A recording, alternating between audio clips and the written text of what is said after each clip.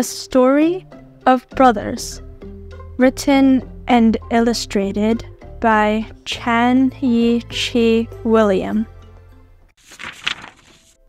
Have you ever had that feeling that you just had to win? I have, multiple times. And my brother, Bill, was not making it any better. He, always with his awards and achievements, makes everyone prefer him over me. I felt horrible. I just don't understand. Bill and I, we're treated a lot differently. What am I doing wrong? I can get awards. I can win a lot. I can do it too. Fortunately, on January 4th, 2023, I got some help. That day, Bill was scheduled to play a basketball match, compete in a piano contest, and take a science test. And what were my plans for the day? I planned to stay home, thank you, and be away from Bill. I needed a serious break from him. He would probably win the match, get first place in the contest, and pass the test with a perfect score. Everyone would be so proud. These thoughts tumbled around in my head until my mother snapped me out of my daydream. "Stop sulking and help me with the laundry, Jack," said Mom. She just had to ask me, never Bill. He was always, according to my mother, busy with some sort of project. "Ask Bill, he's the older one." Being the younger one has its advantages. Bill, he's busy doing a research paper. Of course he was busy. So, I did the laundry and went outside with an irate face. A man stood at the doorway.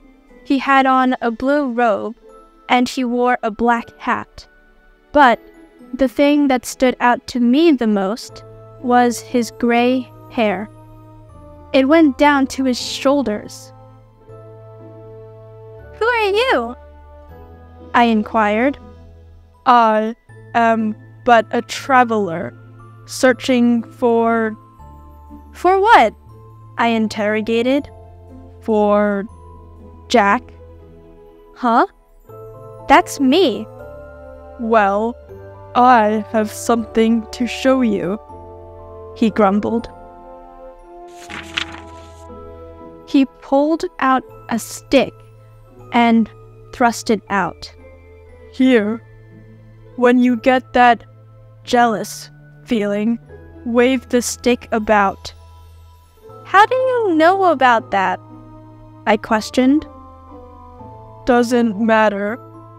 This stick will help you. That's all you need to know." "Whoa!" "Yeah, it'll solve all your problems." Then, the man walked off into the night until he was nothing but a speck in the distance as far as the eye can see. I lied on the bed and considered it for a while, decided to put this stick into motion. If this stick did what the man said, it would change my life.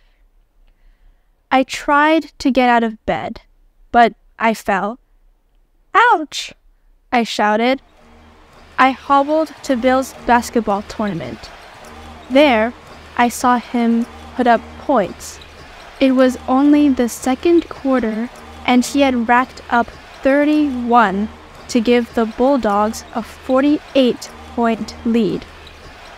I felt the stick in my hand, and without knowing, waved it at him. The stick shot out a neon blast of light and lit up Bill.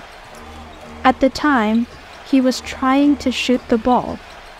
Suddenly, he airballed so much that his team's lead had faded away. The audience started to boo his team. Some shouted at them, Some simply left the arena. The Bulldogs were having their worst game of the season. Amongst the crowd, I smirked to myself knowingly. "Let's see what else we can do," I said to myself.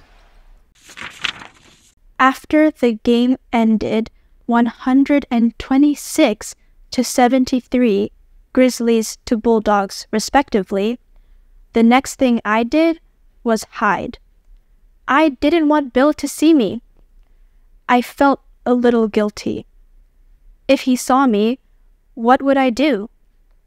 So, following Bill's schedule for the day, I dashed to his piano competition, where Bill got ready to perform.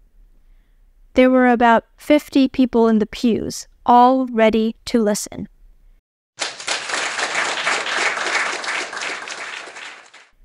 He started to play the opening of his chosen song. He was a little tired from the game, but he was playing very impressively nonetheless. In the nick of time, I waved the wand and it worked its magic. Bill's hands started shaking uncontrollably. Unexpectedly, he forgot all the notes to the song and performed horribly. It sounded like a 2-year-old who was pounding on the keys. Now this was awkward. Everyone there had heard of Bill, and they were expecting a splendid performance. Eventually, Bill ended the contest in 3rd place. That might have actually been impressive if there had been more than 3 people competing. I ran down the street, laughing. "Thanks, you wonderful stick," I whispered happily. The last place I went that day was Bill's college. Every Sunday, Bill would attend a science group meeting. Today was the test on the periodic table. Bill had to find the formula for a specific chemical. He was doing well until the stick did its job. As quick as a flash, Bill's answering streak came to a stop. He got 14% on the test. Behind the door, I guffawed wildly. Suddenly, Bill looked around and stared directly at me. I broke out in a run, but couldn't manage to escape. Bill had an iron grip. "Were you spying on me?" "No," I replied anxiously. "Well, if you saw anything, remember this. You'll never see it again. Hard work beats talent when talent fails to work hard. Practice makes perfect. Our mom taught us that ever since we started school. Next time, you can watch me get 100%. I marveled at this. I thought he just always got lucky. I felt the courage building up. I had to confess my actions and the disappointment that I had caused. "I'm the one who's been making everything go wrong," I said. "What?" "I got this stick. It can make anyone lose everything and have a bad day." "Let me see," said Bill.